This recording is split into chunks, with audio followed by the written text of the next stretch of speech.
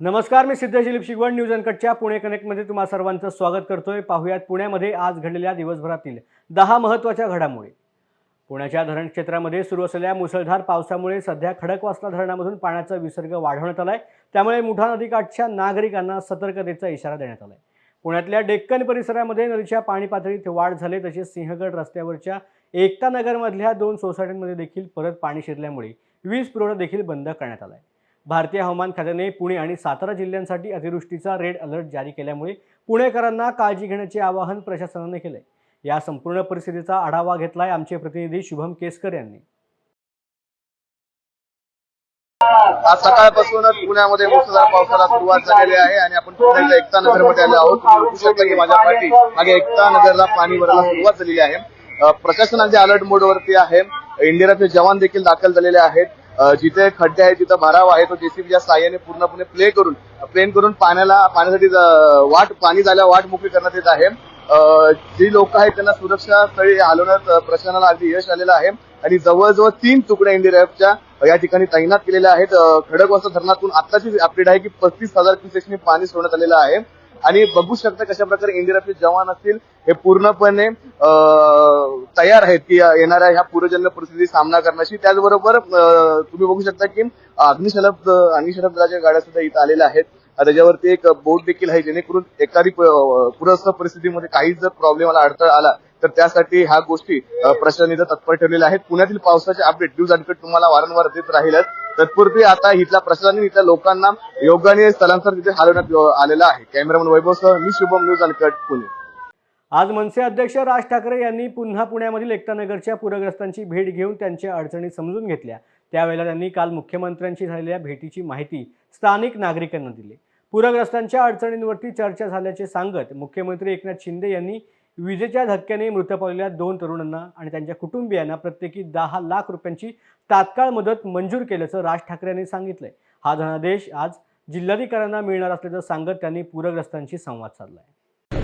सरकारशी बोलीन आणि आता काहीतरी मार्ग काढू म्हणून मी तुम्हाला सांगितलं होतं। त्याप्रमाणे नाही कालच मुख्यमंत्र्यांबरोबर माझी बैठक झाली आणि महत्वाचे जे 2 विषय होते त्या 2 विषयामध्ये माझं त्यांच्याशी बोलणं झालं। खरं तर 3 विषय होते। त्यातला एक विषय होता मुळामोठा कॉरिडॉर जो आहे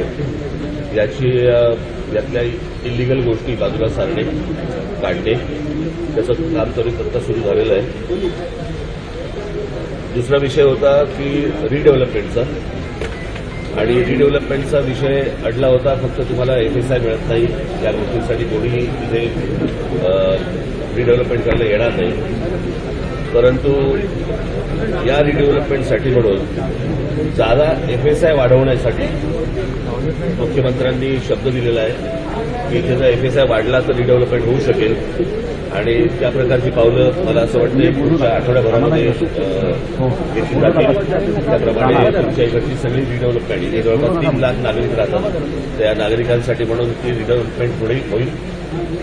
तिसरा विषय होता तो म्हणजे तुमची जी वाहनं आहेत, जी वाहनं या पाण्याखाली गेली आणि इन्शुरन्स कंपन्या तुम्हाला इन्शुरन्स देत नाहीयेत, तर कालच मुख्यमंत्र्यांनी पुणे महानगरपालिका आयुक्त आणि कलेक्टर या दोघांनाही सांगितलेलं आहे की इन्शुरन्स कंपन्यांबरोबर बोलून घ्यायचं आणि त्या इन्शुरन्स कंपन्यांकडनं सगळ्या व्हेकल्स ज्या आहेत याचा इन्शुरन्स लवकरात लवकर भरून घ्यायचा आहे त्या सर्व नागरिकांना देण्यासाठी म्हणून। आणि पुणे जिल्ह्यामधील नीरा नदीच्या खोऱ्यामध्ये होत असलेल्या दमदार पावसामुळे नीरा नदीवरील 4ही धरणांमधून नीरा नदीत पाणी सोडलं जाते। त्यामुळे नीरा नदी याच्या काठी पूर परिस्थिती निर्माण झाले। वीर धरणामधून पाणी सोडण्याच्या प्रमाणात मोठी वाढ करण्यात आली असून आता 47,000 क्युसेक वेगाने पाणी सोडण्यात येत आहे। वीर धरणामध्ये भाटघर, नीरा देवघर, गुंजवणी धरणातून नीरा नदी पात्रात मोठ्या प्रमाणात पाणी सोडलं जाते। त्यामुळे पाटबंधारे विभागाने नदीकाठच्या लोकांना सतर्कतेचा इशारा दिलेला आहे। पुणे आणि पिंपरी चिंचवड शहरामधील पूरपरिस्थितीच्या पार्श्वभूमीवरती पुण्याचे पालकमंत्री अजित पवारांनी वरिष्ठ अधिकाऱ्यांशी दूरध्वनीद्वारे संपर्क साधून उपाययोजना करण्याचे निर्देश दिले। अजित पवारांनी जिल्ह्यामधील विविध धरणामधील पाणीसाठा, धरणामधून होत असलेला पाण्याचा विसर्ग, पावसाचे प्रमाण, हवामानाचा अंदाज, पूरग्रस्त भागातील नागरिकांचे स्थलांतर याविषयी अधिकाऱ्यांकडून माहिती घेतली। यावेळेला त्यांनी जिल्ह्यामधील आपत्ती व्यवस्थापन यंत्रणा सज्ज ठेवण्याचे आणि नदीकाठच्या सकल भागातील नागरिकांना सुरक्षेसाठी तातडीने उपाययोजना करण्याचे निर्देश दिलेले आहेत। महापालिकेचे ध्वनिक्षेपक आणि समाज माध्यमांद्वारे नागरिकांना वेळोवेळी पूरपरिस्थितीची माहिती द्यावी अशा सूचना देखील दिल्या गेल्या।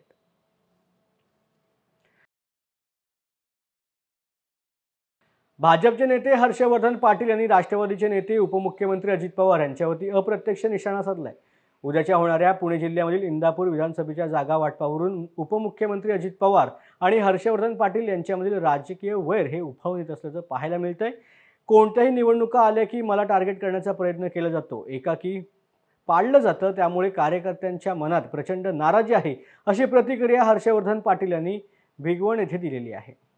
ही गोष्ट खरी आहे की कुठल्याही निवडणुका आल्या की बरीच लोक आणि काही यंत्रणा ही जाणीवपूर्वक मला टार्गेट करण्याचा प्रयत्न करतात आणि आज एकाकी पाडण्याचा प्रयत्न केला जातो। वास्तविक पाहता आम्ही एवढं प्रामाणिकपणे सातत्यानं म्हणजे आघाडीमध्ये असो किंवा महायुतीमध्ये असो, मागचे आम्ही 20 वर्ष आघाडीमध्ये होतो, त्यावेळेसुद्धा बरीच लोक आम्हाला टार्गेट करायची आणि आता आम्ही महायुतीमध्ये आहे तरीसुद्धा आता काही लोकांचं म्हणजे टार्गेट करण्याचा प्रयत्न केला जातो आणि काही जरी झालं तरी शोधन पाटील या राजकीय क्षितिजावरती असता कामा नये, अशा काही लोकांची व्यूहरचना ही सातत्यानं होती आणि ह्या भावना आमचा तळागाळातला जो कार्यकर्ता आहे तो बोलून दाखवतोय।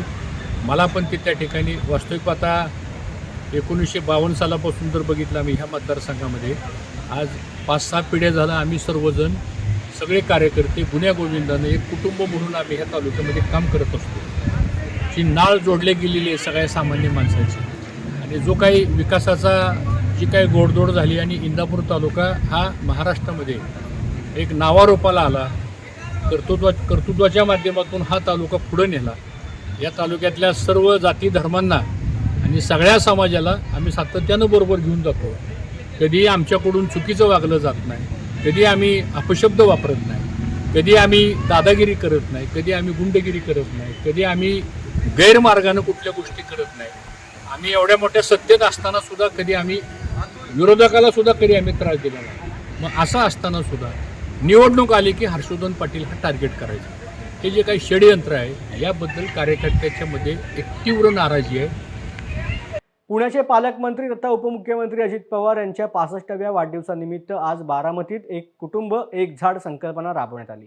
अजित पवार यांच्या हस्ते आज नागरिकांना रोपांचं वाटप करण्यात आलं। त्यानंतर अजित पवार मार्गस्थ होताच वाटपासाठी आणलेली झाडे घेण्यासाठी नागरिकांनी झुडपून तेवढी मिळतील तेवढी झाडं घेऊन नागरिकांनी कार्यक्रमामधून काढता पाय घेतला। बेकायदेशीरपणे पिस्तूल बाळगून फिरणाऱ्या सराईत गुन्हेगारास येरवडा तपास पथकाने त्याच्या अल्पवयीन साथीदारासह पकडले। त्याच्याकडून एक पिस्टल आणि एक काडतुसाचा 30,000चा ऐवज हस्तगत केलाय। रोहन पवार असं ह्या अटक केलेल्या तरुणाचं नाव आहे। हनी ट्रॅपमध्ये अडकून एका ज्येष्ठ नागरिकाला लुटणाऱ्या टोळीत पुणे पोलीस दलामधील पोलीस उपनिरीक्षक सहभागी असल्याची धक्कादायक माहिती समोर आली। या प्रकरणी विश्रामबाग पोलीस ठाण्यामध्ये गुन्हा दाखल करण्यात आलाय। पोलीस उपनिरीक्षक काशीनाथ मारुती उबे वय वर्ष 55 असं गुन्हा दाखल झालेल्या अधिकाऱ्याचंच नाव आहे। गुन्हा दाखल होताच उपनिरीक्षक पसार झाला असून पोलीस त्याचा सध्या शोध घेत आहेत। या प्रकरणी अवंतिका सोनवणे, पूनम पाटील, आरती गायकवाड यांना अटक देखील करण्यात आली आहे।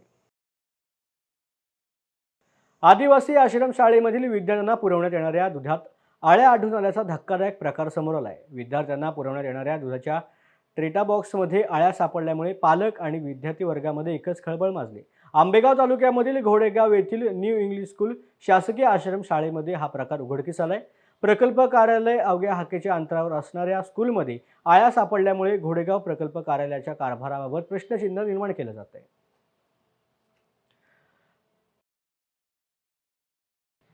पुण्यामधील पुरंदर तालुक्यामधील जवळार्जुन येथे विहिरीमध्ये पडलेल्या कोल्ह्याला सुरक्षित बाहेर काढण्यात वनविभागाच्या कर्मचाऱ्यांना यश आलंय। हा कोल्हा नामशेष होण्याच्या मार्गावरील जकॉल ह्या जातीचा असून तो निलेश टेकवडे यांना शेतीमध्ये असलेल्या विहिरीत आढळून आला।